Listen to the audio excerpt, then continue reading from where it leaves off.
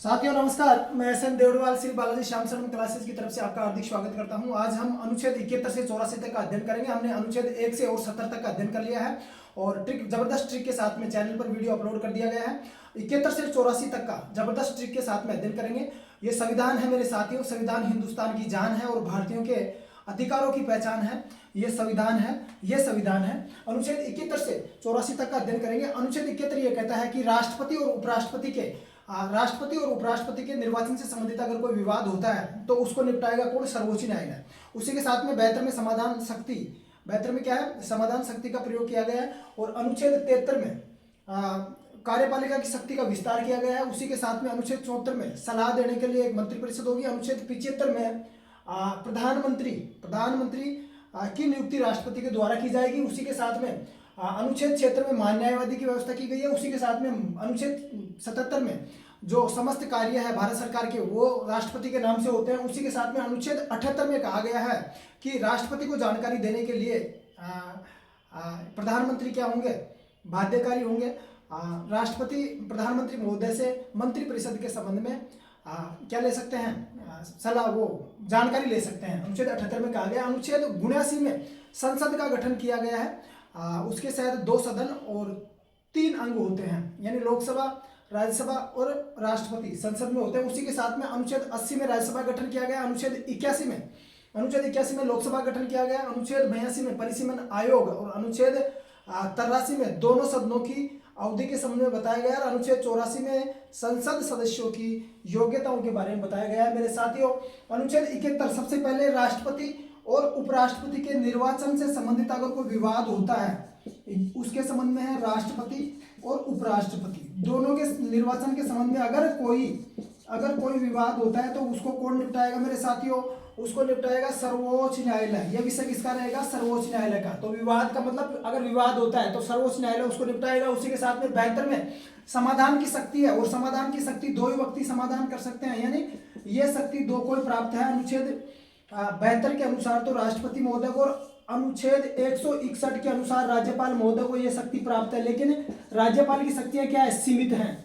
राज्यपाल किसी व्यक्ति की, किसी दोषी की सजा को कम कर सकता है, मृत्यु दंड को माफ नहीं कर सकता। लेकिन देश के दादाजी राष्ट्रपति महोदय अगर किसी व्यक्ति को मृत्यु दंड दिया जाता है तो उसको भी माफ किया जा सकता है दया याचिका के तौर पर। अनुच्छेद 72 के अनुसार राष्ट्रपति को किसी व्यक्ति की, किसी दोषी की सजा को कम कर सकता है और मृत्यु दंड तक माफ कर सकता है राष्ट्रपति महोदय। अब अपने को इसी के साथ में यह भी देखना है कि इंदिरा गांधी जी के हत्यारे सतवंत सिंह, बेअंत सिंह और केयर सिंह के संबंध में अनुच्छेद 72 को कैसे चुनौती दी गई थी। 31 अक्टूबर 1984 को मेरे साथियों, 31 अक्टूबर 1984 को तत्कालीन देश की प्रधानमंत्री महोदया इंदिरा गांधी जी का क्या होता है? निधन होता है। इंदिरा गांधी जी की हत्या होती है और 2 इनमें से 2 कौन? एक तो बेअंत सिंह और एक सतवंत सिंह, दोनों ने गोली मारकर 31 अक्टूबर 1984 को तत्कालीन प्रधानमंत्री महोदया श्रीमती इंदिरा गांधी जी की हत्या कर दी गई। उसी के साथ में सुरक्षा गार्डों ने उसी समय बेअंत सिंह को गोली मारकर हत्या कर दी, यानी ये मारे गए उसी समय, बेअंत सिंह मारे गए। अब मेरे साथियों, दोनों के खिलाफ दोनों को गिरफ्तार किया गया। किस किस को? एक तो सतवंत सिंह को गिरफ्तार किया गया, जेल में डाल दिया गया है, और केयर सिंह को जेल में डाल दिया गया। मुकदमा चलता रहा न्यायालय में। और 1989 में अब ये उभर कर आया कि ये दोनों गोली मारने में थे, बेअंत सिंह और सतवंत सिंह। तो फिर केयर सिंह तो वहां था ही नहीं। केयर सिंह दोनों को उकसाने का काम किया था, सतवंत सिंह और बेअंत सिंह को, दोनों को उकसाने का काम किया था। कौन? केयर सिंह। अब केयर सिंह के बेटा ने और खुद केयर सिंह ने दया याचिका लगाई राष्ट्रपति महोदय के समक्ष कि मैं तो घटना स्थल पे था ही नहीं, मैंने तो कुछ किया ही नहीं, मेरा क्या लेना देना है। तो दया याचिका लगाई, मृत्युदंड दिया गया। किसके द्वारा? न्यायालय द्वारा। दोनों को, किसको? इसको, सतवंत सिंह और केयर सिंह। बेअंत सिंह मारा गया था सुरक्षा गार्डों द्वारा उसी समय। तो सतवंत सिंह तो दोषी था, घटनास्थल पे था, लेकिन केयर सिंह नहीं था। केयर सिंह ने क्या किया था? इन दोनों को उकसाने का कार्य किया था कि आप दोनों ये घटना कर दो, तो इसको भी दोषी पाया गया। अब इसको भी मृत्युदंड सुना दिया गया कोर्ट द्वारा। तो दया याचिका लगाई केयर सिंह ने। उस समय तत्कालीन देश के राष्ट्रपति थे आर वेंकटरमन। कौन थे? आर वेंकटरमन। आर वेंकटरमन उस समय देश के तत्कालीन क्या थे? राष्ट्रपति थे 1989 में। 1989 में। लेकिन 1988 के अंत में दिसंबर में क्या लगा दी गई थी? दया याचिका लगा दी गई थी। लेकिन इस केस का नाम यानी इंदिरा गांधी बनाम केयर सिंह बनाम भारत संघ के नाम से इसको, इस विवाद का नाम दिया गया। और आर वेंकटरमन ने दया याचिका को स्वीकार न करते हुए इसको भी मृत्युदंड यथावत रखा। लेकिन उसको चुनौती दी किसने? इसके बेटे ने, केयर सिंह के बेटे ने चुनौती दी न्यायालय में। और इसने यह कहा कि राष्ट्रपति महोदय आर वेंकटरमन जी एक बार विचार करते, पुनः न्यायालय के पास में सोचने के लिए फैसले को भेजते। तो इन्होंने कोर्ट में पुनः क्या लगाई? रिट लगाई, चुनौती दी। लेकिन कोर्ट ने और राष्ट्रपति महोदय ने दोनों ने यह कहा कि इस पर ज्यादा विचार नहीं किया जा सकता। तो इसको चुनौती दी गई थी अनुच्छेद 72 को। और मृत्युदंड यथावत रखते हुए 6 जनवरी 1989 को दोनों को क्या दे देगी? फांसी दे देगी, सतवंत सिंह और केयर सिंह को। और बेअंत सिंह पहले ही मारा गया था। आगे चलते हैं मेरे साथियों, अनुच्छेद 72 हो गया। अनुच्छेद 73 में क्या कहा गया है कि अनुच्छेद 73 कार्यपालिका की शक्ति का विस्तार, यानी केंद्र की, संघ की कार्यपालिका शक्ति का विस्तार करता है अनुच्छेद 73। और संघ की कार्यपालिका शक्ति क्या है? यानी संसद की कार्यपालिका शक्ति वो है कि संसद जिन जिन विषयों पर कानून बना सकती है उसका विस्तार किया गया है अनुच्छेद 73 में।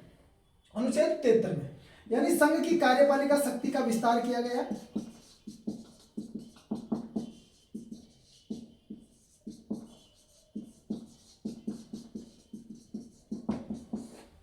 अब मेरे साथियों, अनुच्छेद 74 क्या कहता है? सलाह। अब सलाह से मतलब, अनुच्छेद 74 का मतलब सलाह। और सलाह किसकी? यानी राष्ट्रपति को सलाह देने के लिए एक मंत्री परिषद होगी। राष्ट्रपति को सलाह देने के लिए क्या होगी? एक मंत्री परिषद होगी। अनुच्छेद कौन सा कहता है? अनुच्छेद 74 कहता है। उसी के साथ में अनुच्छेद 74, अनुच्छेद 75, ये दोनों सहायक हैं।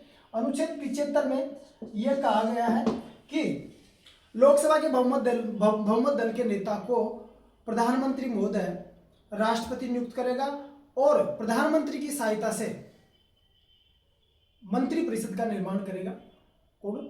राष्ट्रपति महोदय। अनुच्छेद 75 कहा गया। अब मंत्री परिषद लोकसभा के जितने सदस्य हैं, मतलब 500, वर्तमान में 543 है, 543 का 15% से कम मंत्री परिषद में नहीं होने चाहिए। अनुच्छेद 75। अनुच्छेद 76 महान न्यायवादी। अनुच्छेद 76 क्या कहता है? महान का मतलब महान न्यायवादी। और महान न्यायवादी अटॉर्नी जनरल एक व्यक्ति, एक संवैधानिक पद ऐसा है मात्र जो संसद के किसी भी सदन का सदस्य नहीं होते हुए भी संसद की कार्यवाही में भाग ले सकता है, लेकिन वोट देने का अधिकार नहीं है इसको, महान्यायवादी को, अटॉर्नी जनरल को। अनुच्छेद 78। अनुच्छेद 78 कार्य। अनुच्छेद 78, सॉरी 76 और 77।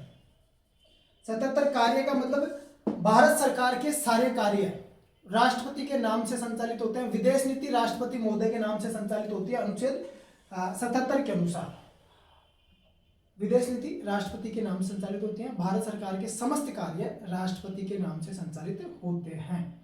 राष्ट्रपति को जानकारी देने के संबंध में अनुच्छेद 78 ये कहता है कि राष्ट्रपति को जानकारी देने के संबंध में प्रधानमंत्री बाध्यकारी है। यानी अगर करते कार्य,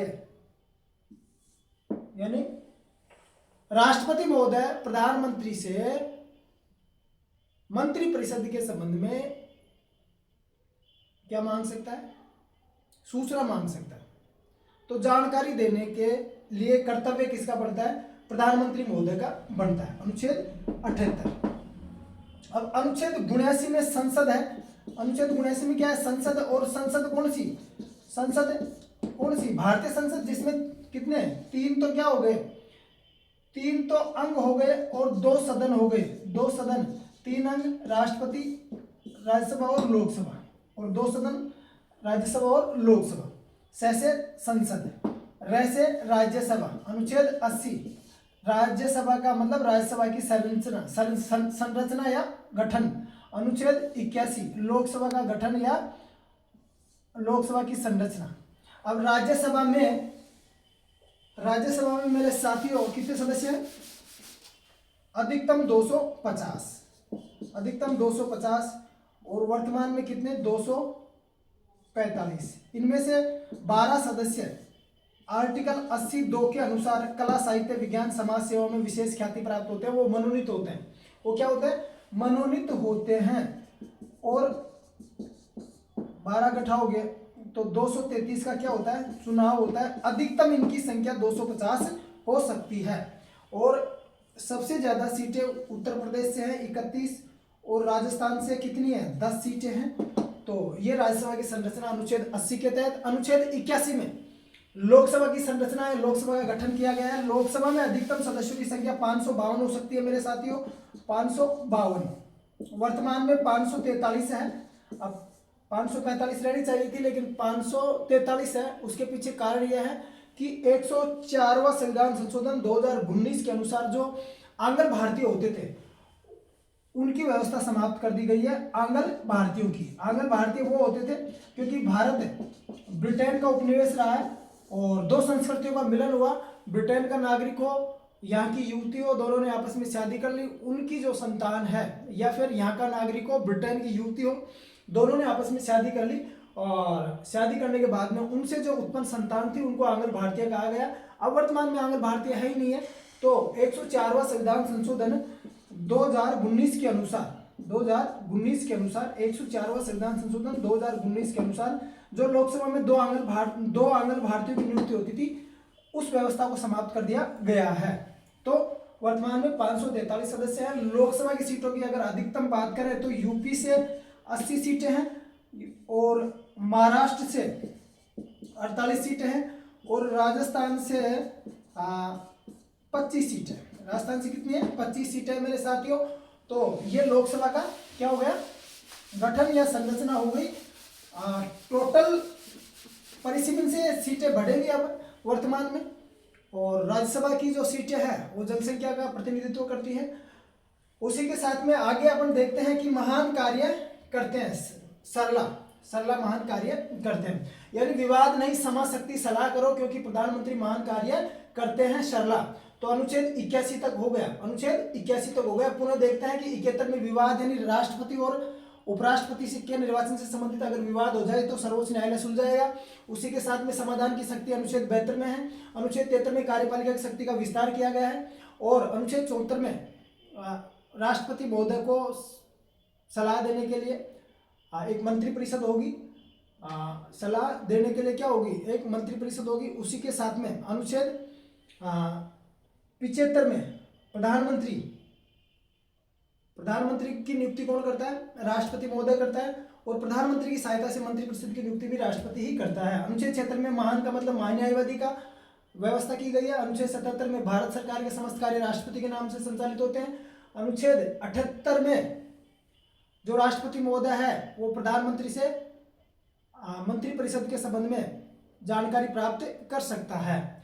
उसी के साथ में 79 में संसद का गठन किया गया है कि संसद में 3 अंग और 2 सदन होते हैं। अनुच्छेद 80 में से मतलब राज्यसभा का गठन, और ला से मतलब लोकसभा का गठन किया गया। अनुच्छेद 82 में सरला फिर से कार्य करती है।